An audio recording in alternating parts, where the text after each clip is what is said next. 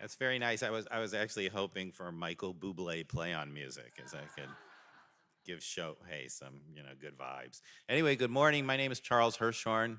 I'm the president of Otis College of Art and Design, and I would like to welcome all of you to our fall 2025 launch of the Otis College Report on the Creative Economy.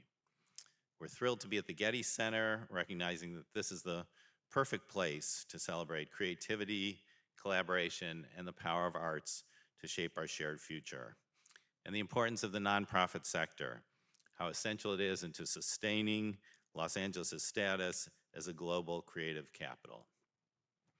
I want to begin by expressing my gratitude to the Getty Foundation and Joan Weinstein, who I just thanked in person, but again, and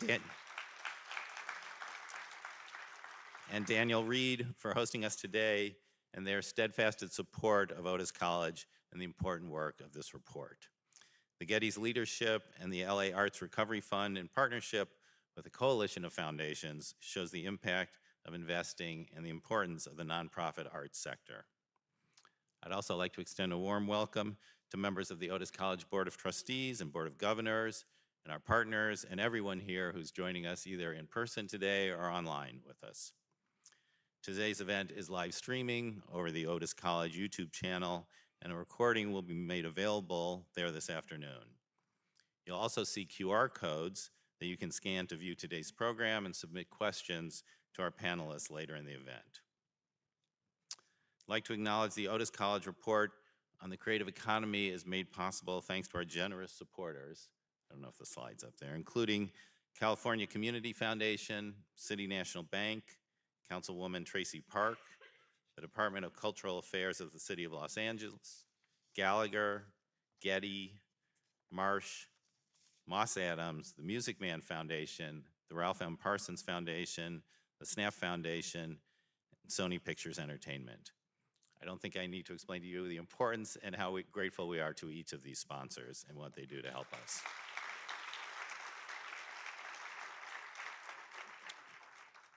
Since our inception in 2007, the Otis College Report on the Creative Economy has served as a trusted resource for understanding key industries that define our state's identity and help power its growth. Last year, we introduced the Otis College Economy Dashboard, an interactive, data-driven tool providing real-time insights into the performance of creative sectors across California. That innovation has expanded our reach and made this research more accessible to industry leaders, policymakers, educators, and creative professionals alike.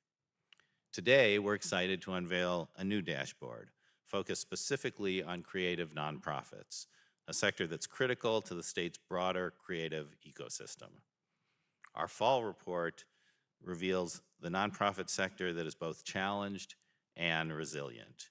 In recent years, as you know, changes in federal funding priorities and reductions in private support have created unique headwinds to creative nonprofits. Despite these challenges, many organizations have continued to innovate, provide engaging programming, and serving millions of participants, underscoring why the arts matter and why investment in creative nonprofits remains essential. It is now my privilege to introduce Joan Weinstein, director of the Getty Foundation.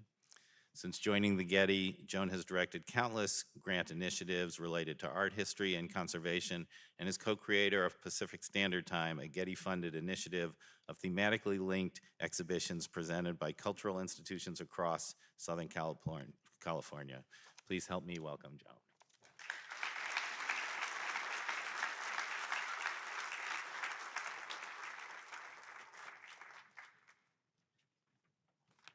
Good morning, everyone. Welcome to the Getty Center. Thank you, Charles, and thanks to everyone for being here with us today. It is great to see so many friends who are here today on this gorgeous day. For those of you at home, you are missing a fabulous day up here. As a longtime supporter of Otis College's research on the creative economy, we're proud to host today's gathering, which is a moment for us to reflect on the vital role that the nonprofit arts sector plays in Los Angeles and across California.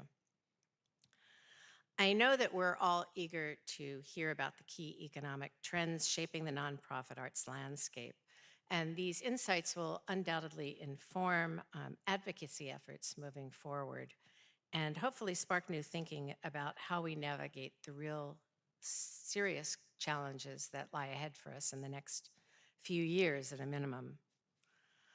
Of course, the arts are not only an economic engine. Yes, we need these nonprofit jobs, but the arts add value to our lives in so many other ways. Our nonprofit organizations make the arts more widely accessible. They anchor our neighborhoods. They help us tell our diverse stories. And art and social justice movements have been intimately linked throughout history. I know that the panel that you will hear today will help us bridge this conversation between the economic and social value of the arts. And we've seen time and again that when artists and arts organizations collaborate, they build resilience and they create opportunities that benefit us all in countless ways that we didn't previously even know about. Of course, at the heart of the work is people. It is the artists, the makers, the nonprofit arts leaders, the community partners, the stagehands, the mount makers. They are the ones who fuel this creative economy and make our city so vibrant. After the presentation, I hope you can stick around and explore the Getty campus and the galleries. And if you stay until 2 o'clock, you can even go to our newest attraction at the Getty, our bar, the Trellis. It's now my great pleasure to introduce an artist, a young artist who I really greatly admire, Koshin Finley, a Los Angeles-based painter and an Otis alum, whose work explores vulnerability and the shared human experience.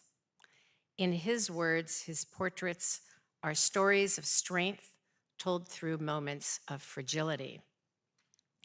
His work reminds us that creativity is both personal and collective, a powerful act of resistance.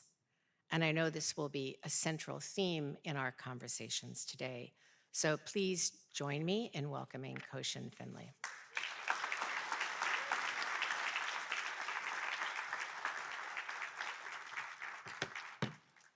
Hello, everybody. Good morning.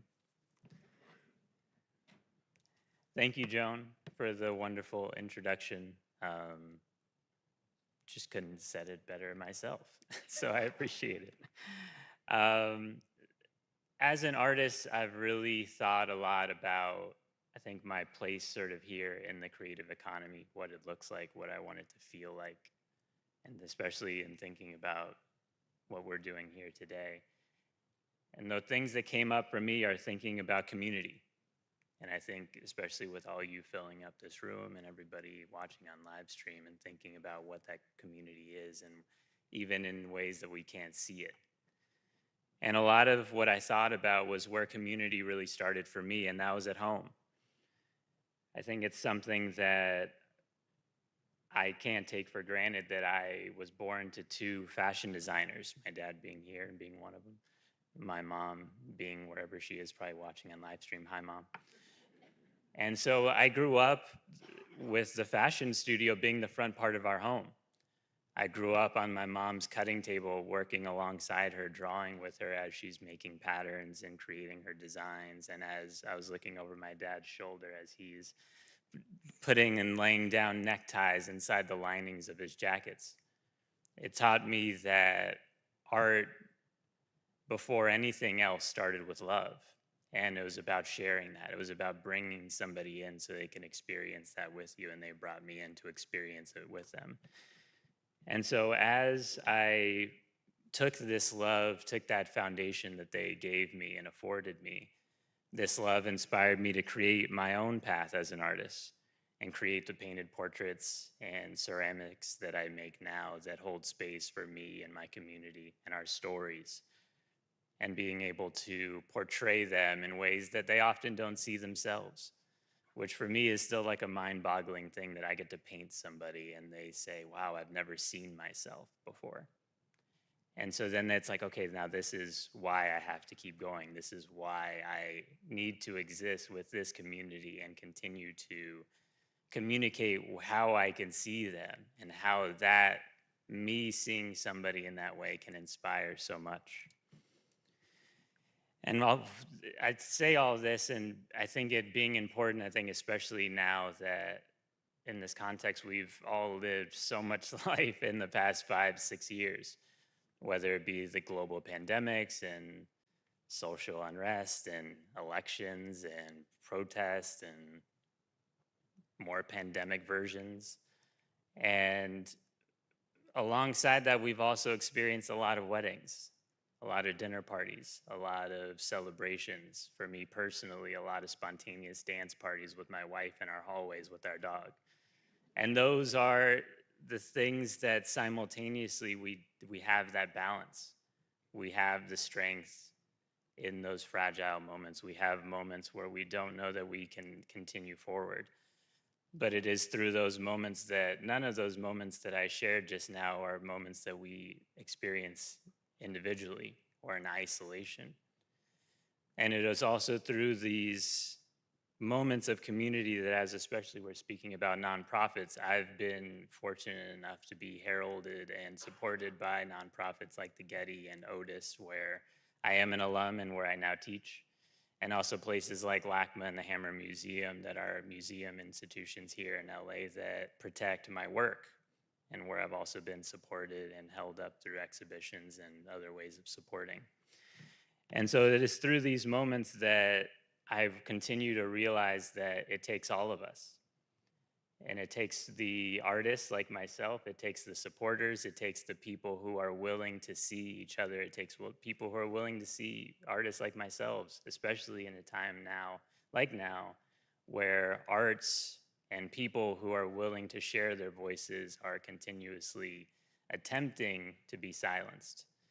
And so it is important that we have spaces like we're in here in this auditorium, and it is not lost on me that you are all now hearing me as an artist speak and allowing me to share my voice and truth. And so I know that it is something that as we all sort of, I think, scan and look for hope and finding ways forward through this world, it is important to, I think, acknowledge the truth that I know so clearly as an artist, that hope, it is not something we will magically upon us, fall upon us in some version or something that we simply wait for, but it is something that we can create together. So thank you.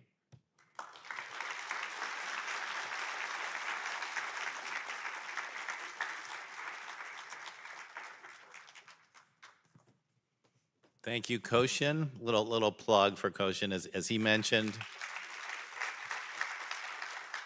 I haven't even gotten to my plug. As he mentioned, he's an alum of the college, and now he's a faculty member of the college, and he has a solo show opening Saturday, November 8th at the Jeffrey Deitch Gallery in Hollywood. So you are all invited. 6 o'clock, Saturday the 8th. Tell them I put your name on the list. You should just come. I'd now like to invite Patrick Adler and Tanner Osman of Westwood Economics and Planning Associates for a presentation on their latest findings. Otis College's creative economy research is made possible thanks to the valuable partnership with Westwood Economics and Planning Associates and Zuhil Data, who have been integral to the development of our creative economy dashboard. So please join me in welcoming Patrick and Tanner.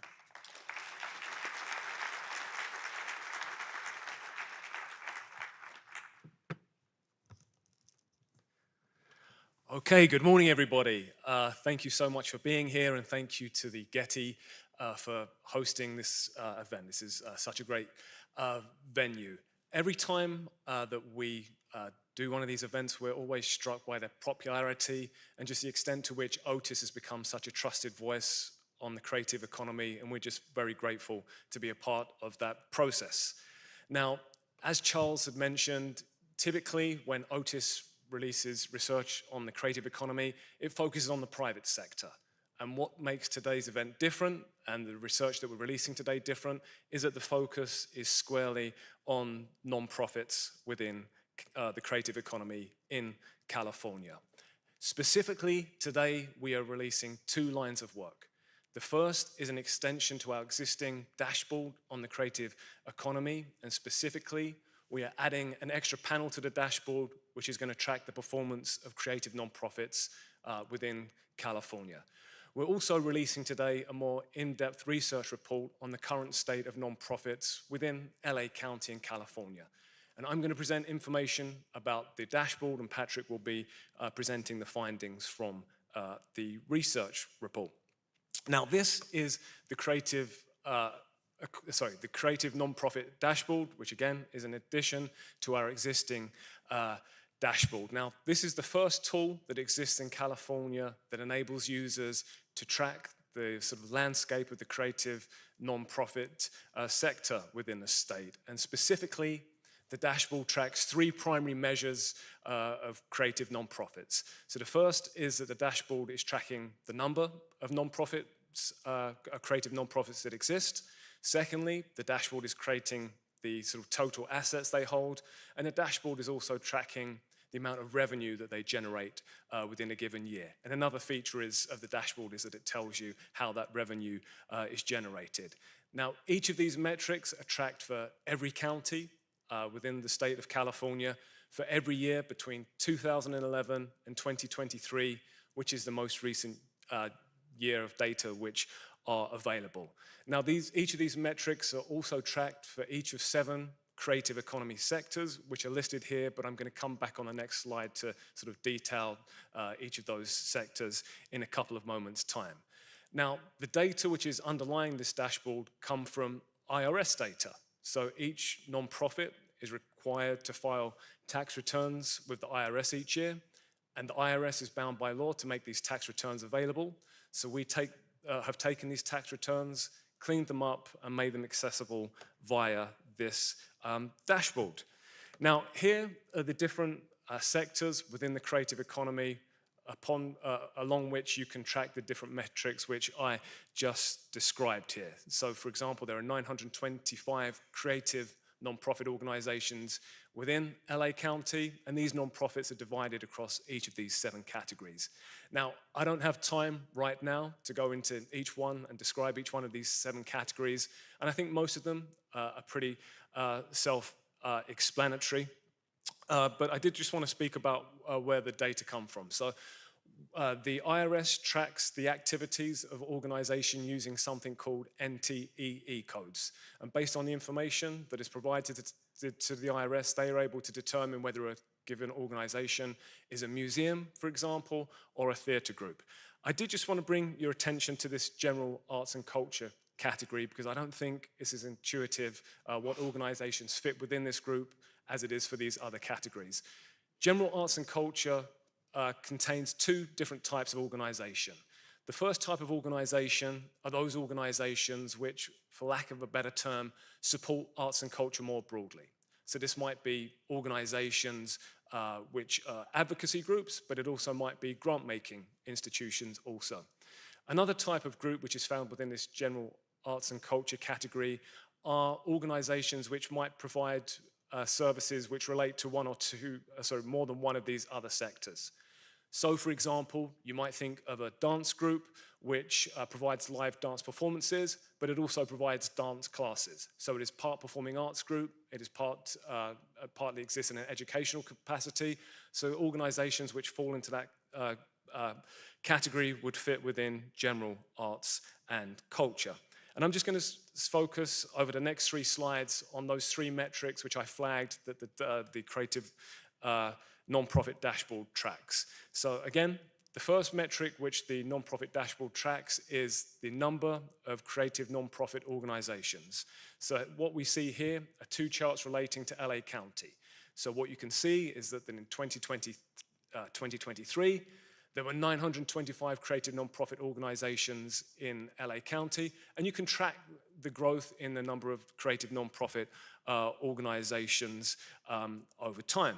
Another thing that the dashboard enables you to do in this bottom panel here is track how those 925 creative nonprofit organizations in LA County are divided across those 7 categories that we just spoke about. So for example, you're able to learn that of all creative nonprofit organizations in LA County, 39% of those organizations are performing arts groups.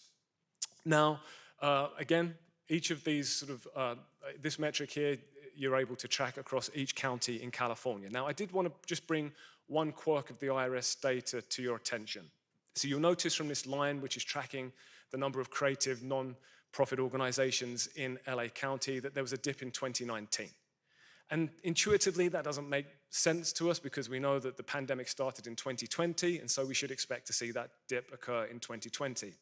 But this is just a function of how it is we report data to the IRS. We report data relating to, for example, revenue in a given year. We report that data in the following year. So we report 2024 information in 2025.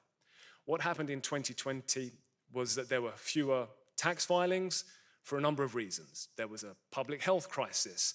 There were extensions which were provided to, across for everybody across the economy. There were organizations which might have just ceased their operations. So as a result of that, there were fewer filings in 2020, and because what is being reported in 2020 is 2019 data, that shows up as a dip in the number of organizations in 2019. But I actually don't think that when the dip occurred is what is important from this chart. What is important from this chart is that in 2020, at the depths of the pandemic, and we all remember what it was like, many people would have questioned how many creative nonprofit organizations would have survived during that period. And actually what this data shows is that there was actually an increase in the number of creative nonprofits following the pandemic, and Patrick is going to speak a little bit more about why that was the case. The second metric that the dashboard tracks is the value of assets which are held by creative nonprofits. So, for example, you can learn that within LA County, creative nonprofits hold $3.2 billion in assets, and 78% of these assets are held by museums. So of all those 7 sectors that make up the creative economy, museums are the most asset rich. They have art holdings, many of them own their buildings, which would make them different from, say, a dance group. And the bottom panel here enables you to track how it is that assets are divided across each of these organizations. Now, what the dashboard also tells you is that of all assets which are held by creative nonprofits throughout the state of California, 57% of those assets are held by LA County-based organizations. And that is the case for 2 reasons. One, LA County is just so large compared to all other counties, but compared to most other places in California, LA County has a greater density of museums. So museums are asset rich. There are many more of them in LA County than there are in other places, which is why LA County organizations in LA County hold so many nonprofit assets. Finally, the dashboard tracks the revenues that creative nonprofits generate in a given year. So in 2023, LA County nonprofits generated $2.3 billion in revenue. And the top chart here is just tracking the growth of that revenue over time. You can see again that post-pandemic there was actually a surge initially in the revenues which were generated by creative nonprofits here in LA County. But one of the nice features of the dashboard is that you're able to track where that revenue was generated. So in this bottom chart here, you can see that of all the revenue that was generated by LA County based nonprofits, 71% of that revenue came from contributions, while 25% of that revenue came from programming. And so what are contributions? Well, contributions are money that might come from government grants, but also private, corporate, individual donations. Programming refers to revenue that organizations are able to generate from their activities. So this might be revenue which is generated from ticket sales or from merchandising. But together, these 2 sources of revenue, contributions and programming, make up around about 96% of all the revenues that creative nonprofits in LA County generate. Anyway, I hope you're as excited about the creative nonprofit dashboard as we are. Please play around with it. If you have any questions, feel free to reach out to us at any time. And with that, I'm going to pass over to Patrick.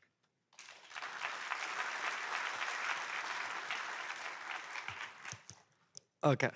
I love Tanner, but like maybe 5 minutes a year, I wish I had a shorter business partner.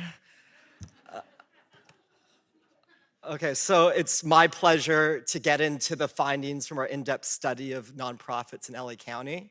But before I do this, I want to just lay out a little bit of context, and this really does accord with Joan's remarks earlier. We are students of the broader creative economy, and so it's very significant to us that in Los Angeles County, there's a 60% higher density of nonprofit creative organizations than there is in the nation at large. And this is very important because the nonprofit creative economy operates as a kind of somewhat visible, not always visible infrastructure supporting the wider ecosystem. So we can think of the creative economy or the nonprofit creative economy as specializing in supporting younger and emerging talent, expanding markets to reach new audiences that maybe eventually will prove viable for the for-profit creative economy. Of course, amplifying voices, making sure that their people are heard, even if their voices are never actually commercially viable, and then providing a seedbed, an area where folks can innovate, organizations can innovate, and obviously innovations can start small in a nonprofit space and then be adopted by the wider economy. So this is just to lay out what's at stake. Like when you're on the dashboard or when you're listening to this narrative that I'm laying out for you, the size and the strength of the nonprofit creative economy really does inform the strength of the wider ecosystem, Hollywood, fashion, you name it, in LA County and beyond. Okay, so if you allow an economist to talk about context indefinitely, they will take you up on it. So I really have to train myself and get into the findings, the non-context part. Appropriately enough, the narrative of our study kind of fits within a 3-act play structure, kind of like what you'd see appropriately enough at the Pasadena Playhouse or something. And I should underscore that's a 3-act play. It's not a 5-act Shakespearean tragedy where there's a death at the end. This is like a Neil Simon play, so there's some weirdness that happens, some goofiness, but it's pretty hopeful at the end. And just a little bit of a preview, we start out with a relatively healthy and happy scene, weirdly enough during the pandemic, where there's a relative amount of dynamism in the sector. And then the environment kind of turns against the sector. It's once favorable, and then in later years, it becomes less favorable. And then as we enter the 3rd act, the stakes get raised even more, and there's even more challenges facing the sector. And we're going to get into what's happening. I'll just point out just a little bit of egghead details right now. The report is based in the tax data analysis that Tanner presented on and that you can find in the dashboard, but also these really important semi-structured interviews that we did with nonprofit administrators and funders, and also a representative survey, which accounts for more than 10% of the entire sector and is representative in terms of subsector of nonprofit administrators. So it's a really deep kind of intelligence that's going into the findings and the narrative that we're laying out for you, and try to make it as entertaining as possible. So let's start out with that 1st act. It was a strangely healthy time for nonprofits during the pandemic from about, we periodize it from 2020 to 2023. So what you see during this time is actually the nonprofit sector in LA County is growing. It grows by 12% during this time.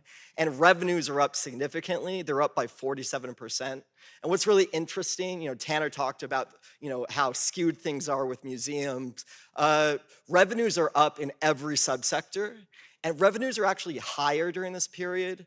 They're growing more for smaller organizations than for larger organizations. So it's a relatively healthy period. And what's going on here, of course, is that there's a lot more funding for nonprofit arts and cultural organizations during this time in the form of pandemic relief. So you have, all the federal programs, some of which are making their way into nonprofits, and then you have state programs like the California Core Pilot Arts Program. And so, this is really fueling a relatively healthy sector. And, I think for some of us in the room, it's like the pandemic, this period is we get to see what happens when arts are supported like at the proper level. Okay, so that would be one perspective. But regardless of your perspective, every program I just listed was temporary or a pilot.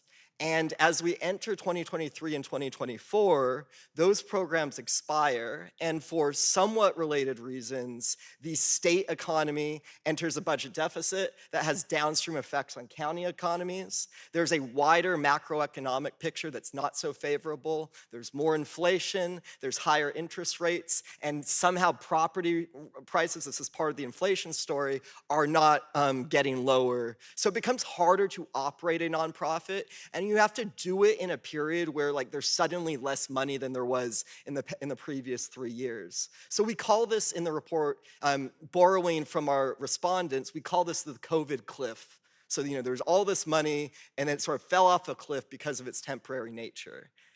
And then we get into the beginning of the third act, the end of last year and the beginning of this year, where of course there's a federal administration, which we can say is not exactly aligned with the nonprofit creative organizations in Los Angeles County. And then there's, of course, these devastating fires, which are competing, rightfully so, with nonprofits for funding. So there's massive challenges at the beginning of this year that weren't even available, or they weren't even present last year during this COVID cliff period.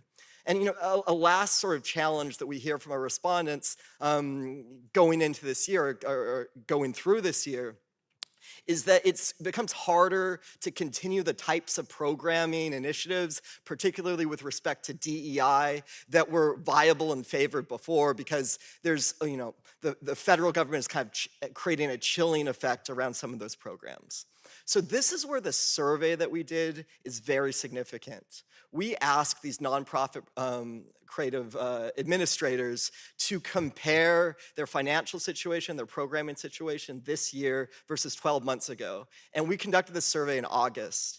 And the first part of the survey is not exactly surprising, but it's still important to have this data. So the median organization in our survey has lower reserves, lower revenues this year versus last year. And of course, the survey is important because we don't quite yet have the IRS data available to us. So there's revenues are down for these respondents in LA County, and then government revenues are down even more. So you're more likely as an organization to report that government revenues are down. And then other sources of revenue, so private contributions, philanthropic contributions also down. None of this is exactly surprising, but then we get into some more surprising findings. When we talk about programming, when we ask administrators about programming, basically, are you doing more, the same, or less programming now than you were a year ago? They're reporting, the median organization that is reporting that they're doing more programming. So they're actually stepping up their efforts, they're fulfilling their mission more. And then this is where we get into really interesting findings. Even though revenues are down, the median organization is not laying people off. They're retaining their employment. So they're actually being resilient. It's right here in the data in this very trying time, increasingly trying time. And you might have noticed that the first two acts were 3 years and 2 years apiece, and this act is 4 months. That's because we're still in it. So I'm just going to close by talking about this third act and how we sort of see our future going forward. And I'll start out by saying something that if you're a nonprofit administrator, you already know, and that's that as the public sector sort of retreating from this space, contributing less, you either have to put up with lower revenues or fill in that gap with programming revenue. But what's really interesting and what we report in our report is that LA County is more reliant on contributions either from the government or private actors than the state as a whole. So that's 71% reliance versus 57% for the state as a whole. So there's this challenge for everyone in the California nonprofit arts community, but it's especially acute in Los Angeles. And just like this is the austere math, and forgive me for giving you a little bit of austere math here. If we say that revenues are down 15% driven by public sector decreases, then in order to fill that in, you're going to need to increase programming revenues by 43%. So this is the math that everyone's got to deal with. But as we continue this act, as we focus on what's ahead, Tanner and I, our research team, were really struck by the resilience of the sector. We're talking to nonprofit arts administrators about how they're coping, and they're talking about sharing spaces, sharing back office support. They're talking about expanding programming into new types of markets, new types of communities, neighborhood level support, more digital streaming, you name it. There's just a lot of that innovation happening in the sector that I was talking about at the beginning. And finally, the one finding I would really underline is that employment does not seem to be down in the sector, even though some might think, some outsiders might think that the chips are stacked, or the deck is stacked against them, whatever the metaphor is. So we leave this report strangely pretty optimistic about what's happening going forward. There are challenges, challenges which I think are pretty well understood in this room. But with that, I think it's a great opportunity to turn things over to the panel, and we're interested to learn more about how exactly actors in the space are dealing with the current environment. So much more of the third act ahead, and thank you so much for your support of our research.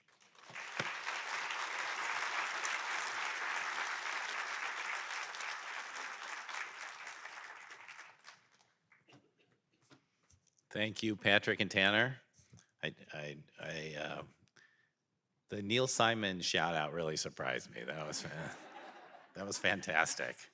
And now I can't help but think about The Odd Couple when I look at you guys. And so, the whole thing, it was fantastic.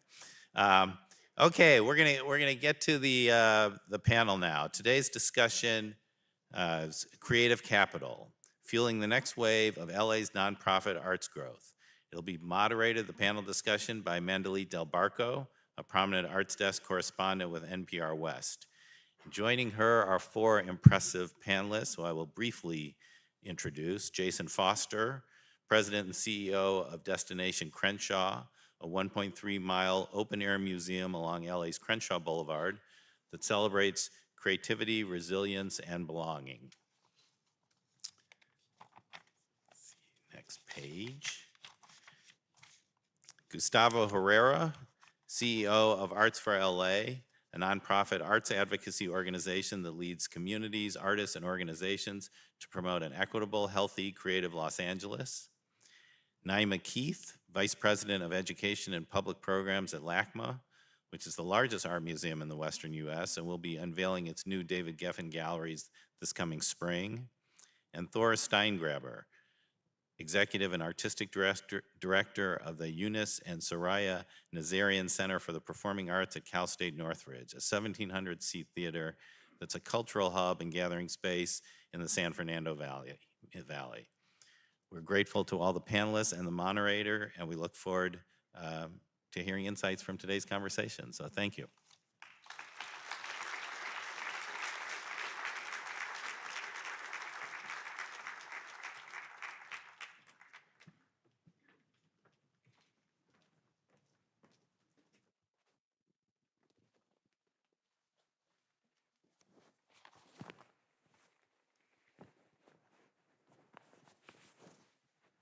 We're good?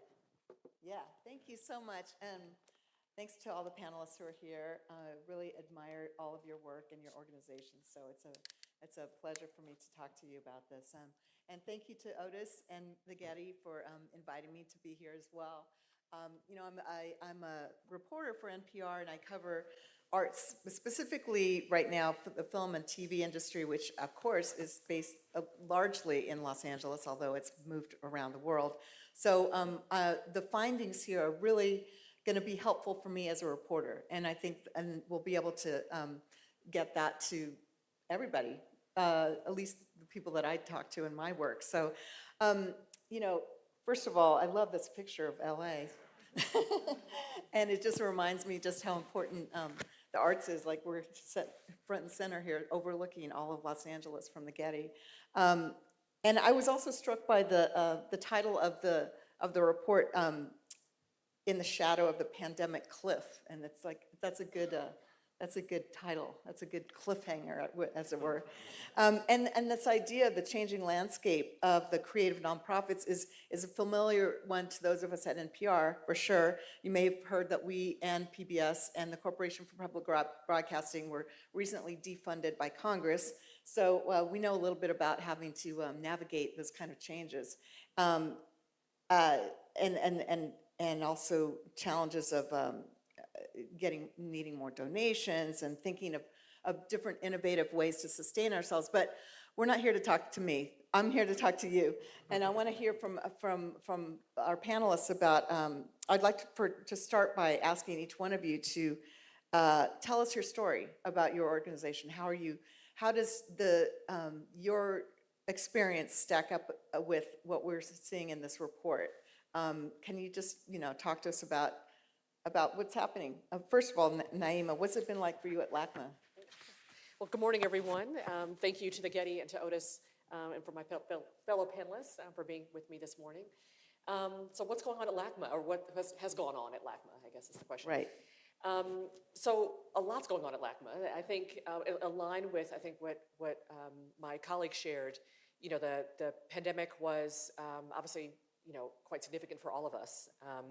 At LACMA, however, we were very fortunate in that we didn't have to lay off any employees. I was particularly proud of that, I think particularly as someone who runs education department, where you saw the greatest cuts at museums were in education departments. And so I was quite relieved that I did not have to make those kinds of cuts. However, during the pandemic, we did have to, like everyone else, think quite seriously about the types of programs we were doing, what we were doing. But I think we tried to really double down on our partnerships, and we really tried to double down on the amount of partnerships we were doing with our schools. We saw that schools were getting, have the greatest hit in terms of what resources were available for students, and so we leaned quite heavily into our school partnerships. I think post-pandemic, and to kind of continue on with the cliff, if you will, I think still having to make pretty, difficult decisions about programming. We have, I wouldn't necessarily say we've increased our programming, but I think we've just had to think very seriously about the type of programming. We've reduced, for example, our online programming, not because we don't want to reach wider audiences, but again, we've had to make kind of tougher decisions about how we're spending our money, but also responding to what audiences want, and they seem to want more in-person engagement. And then, currently we're thinking about a lot about the future. As mentioned, we're opening a huge new building in April, and so we're for us, it's really kind of an opportunity to not just celebrate our campus, but also celebrate Los Angeles. And I think this kind of bringing back a lot of our permanent collection, and also celebrate the partnerships that we forged over the last couple of years. So, a partnership, for example, with MoCA and Hammer called MAC3. Which is we're sharing a collection of 260 artworks. Those will, some of those will be on view. So like right now, I think we're again still having to make kind of tough decisions about programming. I think seeing those numbers around programming revenue are real. It's definitely being felt, but I think LACMA, we're also very much kind of looking forward to celebrating the future and the opening of our new building. Okay, so you're somewhat hopeful? I would say yes. I would say we're hopeful. Again, it doesn't mean I don't have to make tough decisions, or we all don't have to make tough decisions about revenue, about where we're spending our money and how we're spending it. But again, as we kind of look towards this next chapter for LACMA, I think we're hopeful in a lot of ways. Great. So Jason, at Destination Crenshaw, what are you seeing there? What have you been feeling, and what does it look like for you? Cool. So hi everybody, Jason Foster, President and CEO of Destination Crenshaw. I think the data really shows probably what the larger organizations are going through. We have a staff of 5. Our federal funding got taken away November of 2024 because we are unapologetically Black and are not changing our website or what we say. And so because of that, we actually knew everything that we were going to have to do because our cliff started probably 2022 when the marketing around DEI changed. And so there was a cliff before the COVID cliff for some organizations. And so we've been actually going through that, and our entire community has been going through that. There was an influx of marketing, CRS dollars, other things propping up entrepreneurs, vendors, artists, and setting them up in a way where it wasn't sustainable. And there was no conversation around the infrastructure, the platform, the foundation that they needed. And so during this time, we did a strategic plan, and we changed our mission to actually being a platform for artists and business, not being the outcome, but just creating the foundation for them so they can thrive, because they can do it on their own, and we've shown that over and over again. And so as we did that strategic plan, we had to reset. We laid off staff. We focused on how we can actually finish our capital construction. And some of the small business programs, some of the educational programs, the digital equity programs that we did through COVID to actually support the Crenshaw community, we had to let those go. And then we had to deal with the grieving of seeing things die. And I think that our organization will come out better, because ultimately through that process, we've had to actually work on the relationships that got us to the point that we are now. And so I think the human things that Koshin talked about are really the true value of what the outcome will be, and it won't be a price that we have to pay. Wow. Okay, thank you. Thank you. Thor, I wanted to ask you about Soraya, which is a great place. I've been there for many performances. And last week when we were speaking, before we began this, you said that the findings, I don't know, maybe I'm wrong, but at the time you said that these findings might contradict what your experience has been. I think there's a few things that are specific to the performing arts, and that is that putting on a performance, particularly in a larger venue with world-class artists, the cost structure of that has risen so much. And it's one of the things that the report obviously doesn't speak to is costs.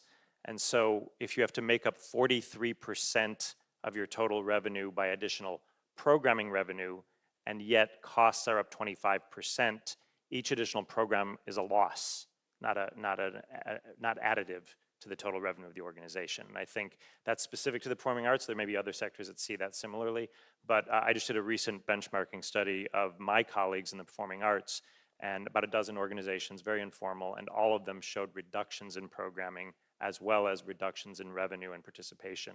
And that is a formula when put against increased costs. That means the beginning of the third act of Patrick's Neil Simon play maybe actually looks more like the 5-act Shakespearean play he warned us against. So I think the performing arts are just at the edge of this next cliff, and we don't know what that looks like going forward. The costs, though, like what specifically? What are the costs? So pretty much across the board, and this is at least widely accepted in my field, costs are up about 25% from 2021 to the present day, and that is across the board. Obviously, one of the things we want to do is increase our costs in paying artists. That's a cost we welcome, and yet every other cost from security to obviously venue-related costs, have just increased steadily since. So the inflationary effects of the performing arts right now are probably the single biggest topic, which of course are not represented in the report, which is why I said things look pretty different in the performing arts. Yeah, and how are you feeling about going forward with this? Well, there's still a lot to celebrate, of course. Last year, our revenue was up 15% from our previous highest year. Our attendance was up significantly. We have a very large and very committed Spanish language programming that is wildly popular. And interestingly, this fall, we were warned that a lot of people might not be wanting to leave their houses to come to these programs. That was true initially, but has since changed. And so just Friday night, we had Leela Downs in a completely sold out performance, which we also live streamed around the world. So, there's a lot to celebrate, but when you look at the balance sheet, that's where the cliff is most evident. Let's go to you, Gustavo. What's up at Arts for LA? There is lots up, I think, at Arts for LA. Good morning, everyone. It's great to see everyone here. So I just want to start off by saying this dashboard is fantastic. I think that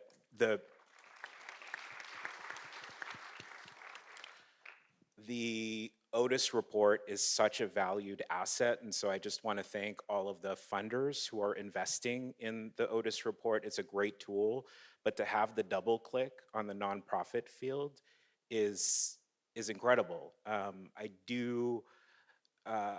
very interested to see what the 2024 data looks like. So please know that at Arts for LA, you will have some folks who are on standby waiting for the 2024 numbers, mainly because we look at data all across the board, and SMU Data Arts released a report on the arts nonprofit field that was looking at the national picture. Over 6,000 organizations responded to it, and that analysis saw a decline in revenue and a decline in expenses. And when they double clicked on expenses, it did indicate that there was a decline to personnel.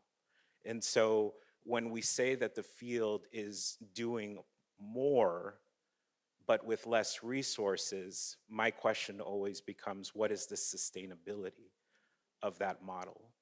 And how can we, at this moment, lean into what is working in Los Angeles? And part of what is working in Los Angeles is we have great leaders like Joan and the Getty, who have done pooled funding programs twice now, with the Creative Recovery LA, and then followed that with the wildfire relief for creative workers. We need more of that. And second, we're seeing a lot of mutual aid. So organizations reaching out to other organizations and sharing resources, not just cash resources, but just assets, space, material, coalitions that are building out all across Los Angeles County, especially as we're looking at major events coming down the pipeline, 2026 World Cup, 2028 Olympics, even the Dodgers right now. I mean, LA's kind of having a moment right now. There is just a lot of mutual aid, a lot of partnering and collaboration, which we think is key. Yeah, and you had mentioned that too, Naima, right? How sustainable do you think that is? Where you're at right now? How is it going to be? Are you seeing that things are going to change, or just going to get maybe harder? Naima, I'll start with you again. Just say, sorry, I didn't intend to. In terms of being sustainable for like the. Yeah, no, I mean, I think I was really thinking a lot about what Gustavo was just saying, and also Thor, just about, doing more with less and thinking about sustainability. I mean, I know it's definitely something, from a staffing perspective. I mean, I think people are stretched. They're being asked to do either more programs, just more work with fewer people to do it. I know Jason was kind of saying the same thing about having kind of having more of a lean staff. I'm a glass half full kind of girl, and so I want to think that there's going to be a corner turn, but I'm just not sure. I think in the current administration, I think we're just going to be we're going to be in this moment for a while. And I do see, of course, with support from either larger organizations or collaborations, I think certainly happening, which I think is a great thing about Los Angeles. I think we do large and small organizations, smaller organizations working together, but I'm just not. I think we've now kind of gotten used to now doing more with less, and I'm just not 100% sure when we're going to see a change in that. Well, and I'll stay with you for just a minute for the last question I'm going to ask for all of you actually is, and you mentioned these big events. The global spotlight is going to be on LA. I mean, more than just the World Series, but going into the World Cup and the Olympics coming up. How are your organizations prepping for that? Are you doing something different? And with this fewer resources and maybe collaborations, what are your plans? Well, let's just start with you, and then we'll go back around. Naeem. I would say, I think we're now thinking about how we're going to do things, I think more civically in terms of like outdoors, what things we're going to do for free throughout Los Angeles, not just necessarily on LACMA's campus. I think we're thinking about cost. I mean, I think as Thor mentioned, costs have gone up significantly. And so thinking about, what does it mean to, host things throughout LA County? I mean, just costs are up generally. So I think we could have all the kind of big plans in the world, but I think we're also just trying to think about, and also like, how do we not compete and monopolize one another, right? There's gonna be so much going on, both from the activities themselves. How are we additive to that while not trying to monopolize? And I think we also recognize that because we're a big institution, it's easy to do that. And so how do we kind of uplift smaller organizations and use our voice and our platforms to do that rather than trying to kind of do all things?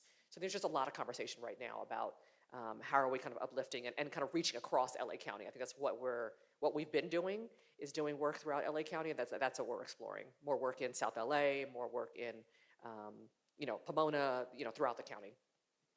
Yeah, and in terms of just Los Angeles too, just showing off our culture here, our arts and culture. What are your plans, Jason? What are you planning to do for those big events that are coming up? Well, we got a museum to open. So we're gonna finish our construction and finish our public arts commissions. And I think it's an opportunity for us to kind of double down on our culture as an organization, to not be interested in being known as people working for an organization. And we want to manifest a geography that already has value for the people that are there, and just allow people an opportunity to come and actually participate in that. And through that participation, be able to support the artists, the creatives, and the folks that make us what we are. And so I think, in this time, we actually have an opportunity to plan. Where else in this country do we know that for months at a time, people are going to be spending money like they never have before? Now, I'm not the smartest person, but if I was placing a bet where the capital is going to go, it would be here. And so all these arts organizations right now are thinking about how they get through, but this is an opportunity of how do you strategize? How do you make sure that you create a way for you to actually benefit from this? And so that's the collective conversation that we're having as an organization, but we're trying to also organize in the Crenshaw district, because during the World Cup, we'll have 35 days you can come to the Crenshaw district and you're gonna have something to do. During the Olympics, you're gonna have 2 months. But every other day, on our slowest day right now, we have 5,000 people come to the Crenshaw district. We want that one stop at Doolin's to become 2, 3, 4, 5, 6 stops in the Crenshaw district. And that's every day, right? Because ultimately, we're a destination for us first too. Right. Yeah, we'll be around after the Olympics and the World Cup, right? Yeah. Thor, what about you?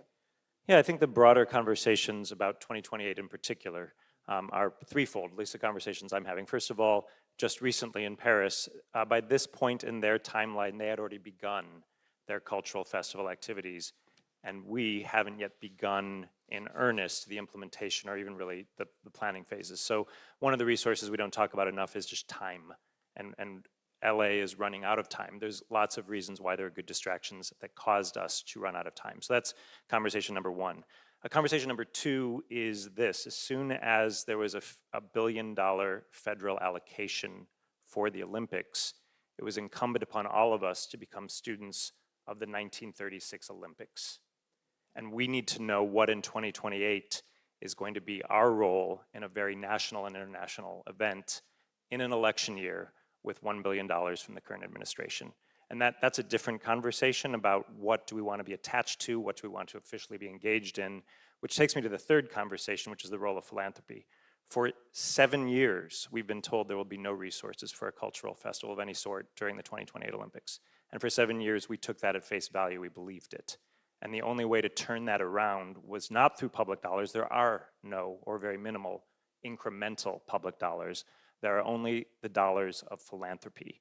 And so now everybody is going to be vying for philanthropic dollars when we've just learned through the Otis Report that just sustaining our organizations relies more on philanthropy than ever before.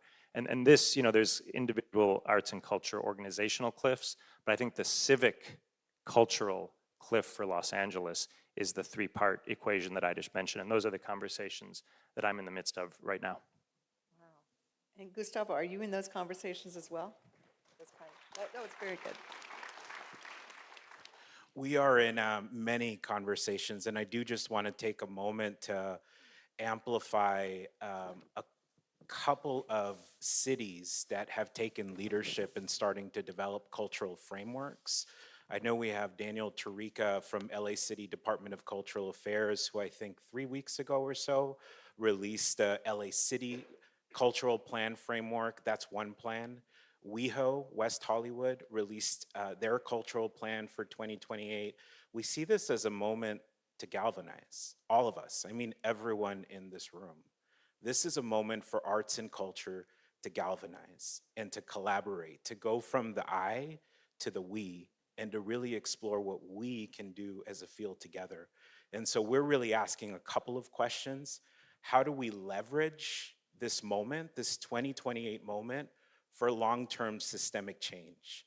So if we're gonna have this giant megaphone of the Olympic and Paralympic Games, commercials, artistry on full display, Los Angeles on full display, how do we drive systemic change simultaneously?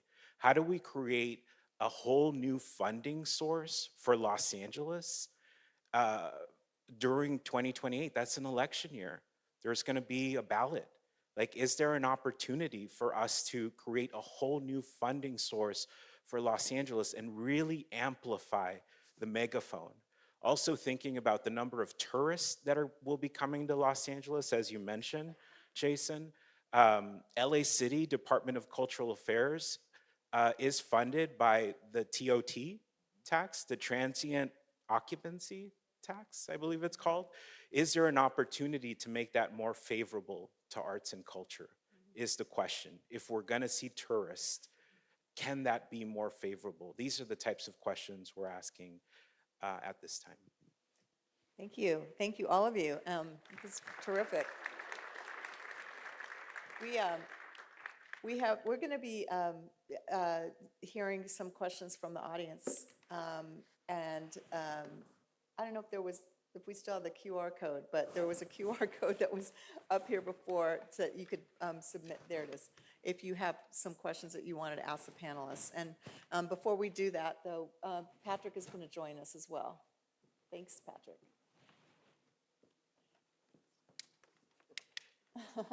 So somebody here is going to be asking the questions down below. Thank you. One of our, here, can you hear me? Yes. There we go. Yes. Okay, one of our first questions is for the entire panel. Whoever wants to answer. What are some success stories, for example, from partnerships or programming that point to the creative nonprofit sector's ability to innovate? Well, you said, what is an example of a partnership? So I'll talk about the Getty Foundation. We, maybe 3 years ago, our chief critique at Destination Crenshaw is you have this high quality art that you're gonna put in the ground permanently. How are you gonna take care of it? And when people ask that question of Black organizations, they're basically saying, how can we trust you with our investment? And so we took that question and used that critique to actually design what we call a collections care program, and supported by Joan, really allowed us an opportunity to not only create our own curriculum that'll actually train people in our community how to take care of our public art, it'll also create a way for maintenance workers that typically live on a cliff where their job stops, right? You're doing maintenance, and when does that ever change?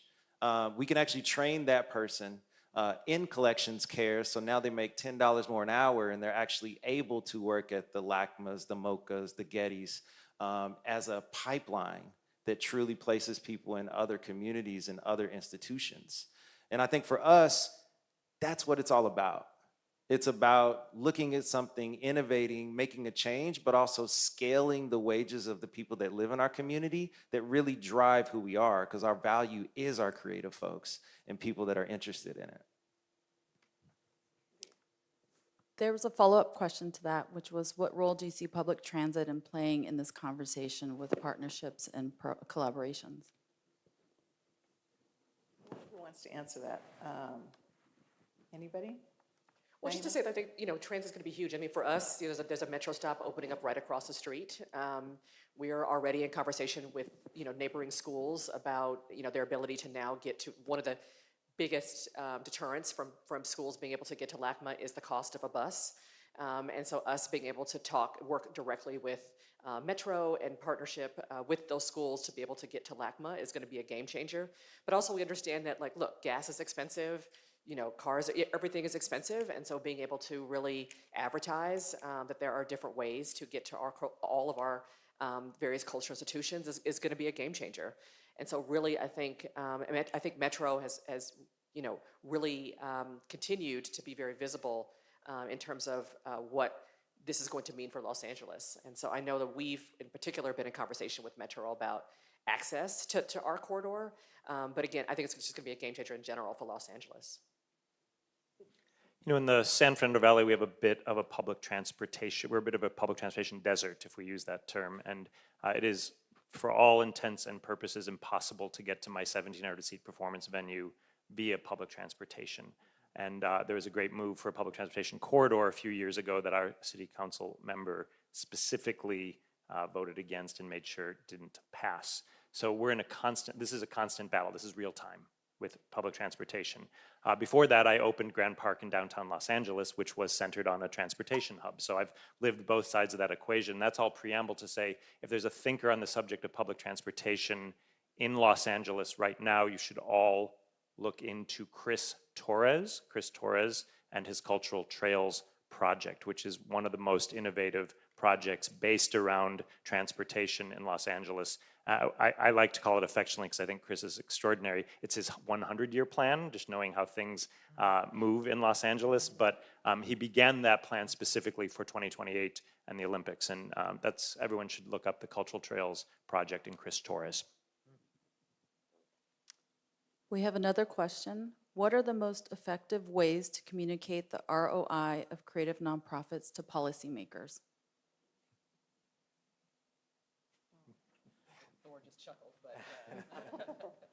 I think what we have found, and we talk to a lot of elected officials, a lot of policymakers, it's the economic impact of the ripple effect of local economies. So when we have a local performing arts organization in a community, the ripple effect that has on local business, whether it's the restaurant, whether it's the bar, all of that, the number of jobs that it creates as a result, that has been an extremely effective talking point for a lot of our elected officials.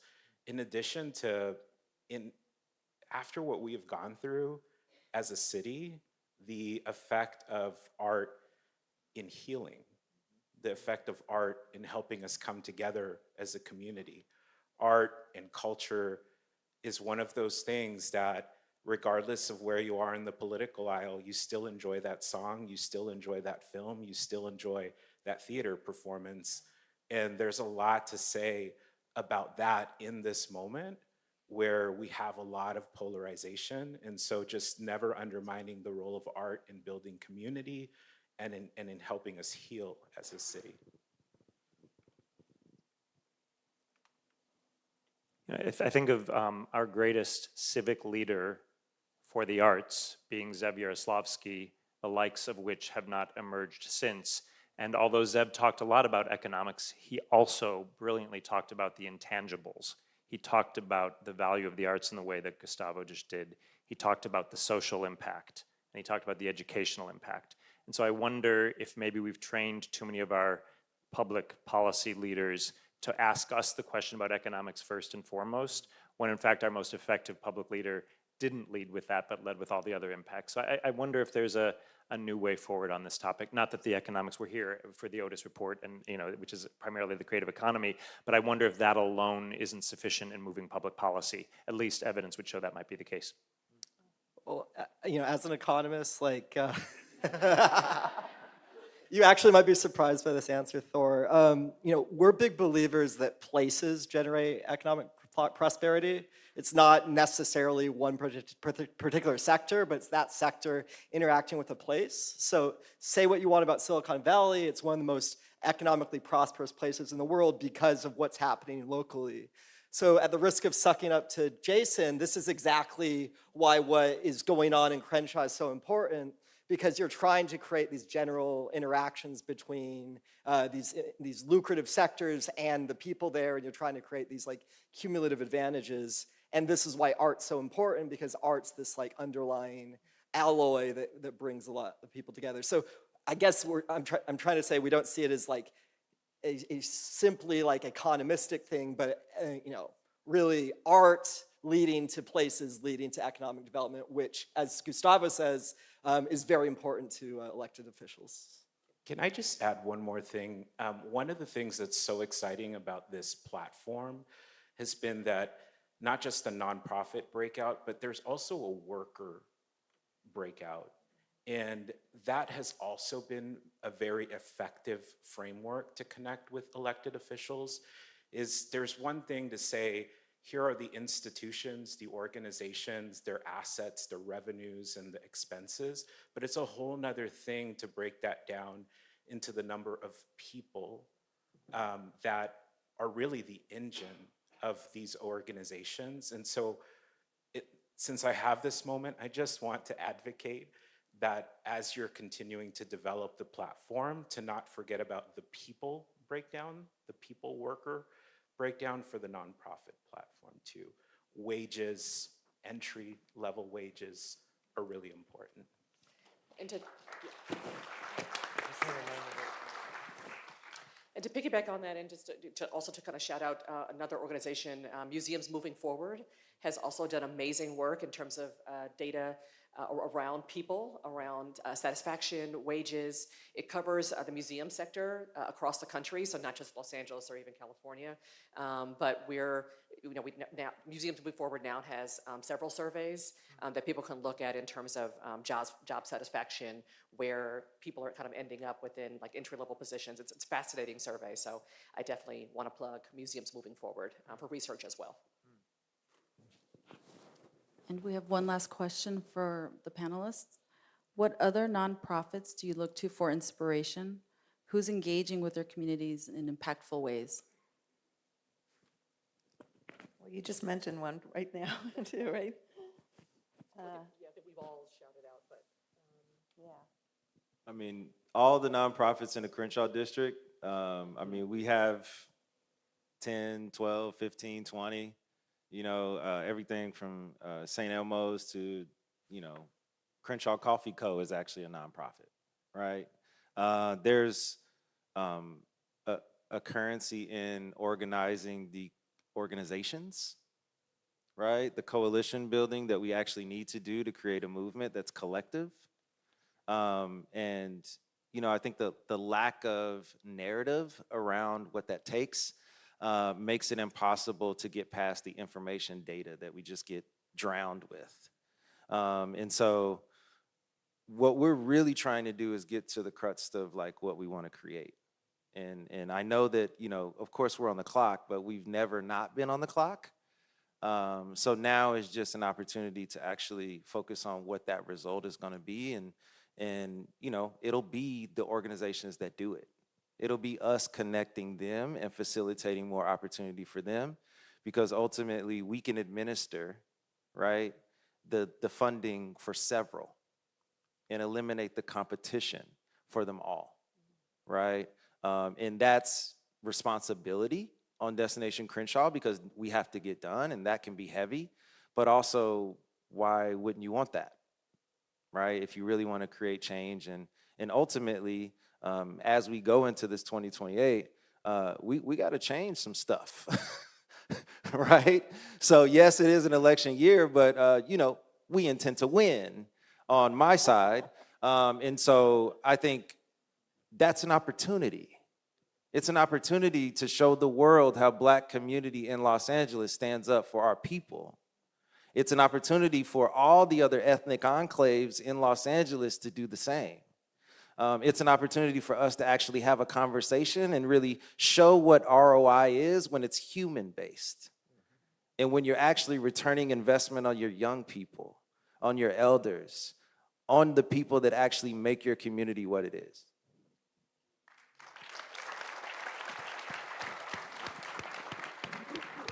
Present company accepted in Mandalit, you know, one of the nonprofit sectors that we should all be looking at closely is journalism, which faced its cliff almost 20 years ago, 15 to 20 years ago, and then its cliff just got a lot worse. But there are a lot of journalists and journalism organizations that have for 10 or 15 years been innovating in their space. And I don't know how Mandalit would characterize the successes and failures of that, but they are ahead of us in facing their cliff, and there's a lot to be learned there. I think we're still falling off that cliff. Absolutely. Yeah. Unfortunately. But there are innovators in the space which are interesting in the nonprofit sector for sure. Yeah, there are, and I'm happy to talk about that more. But I think we're out of time though. Unfortunately, but thank you so much for all your this thoughtful conversation. I think everybody here will appreciate that too. Thank you.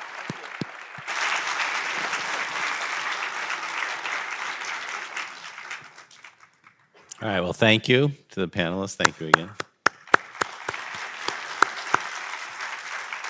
I personally, I was inspired by a lot of things you said. I kept hearing partnerships and collaboration, and certainly at Otis College, you know, we strive to be good partners. We strive to be a good collaborator.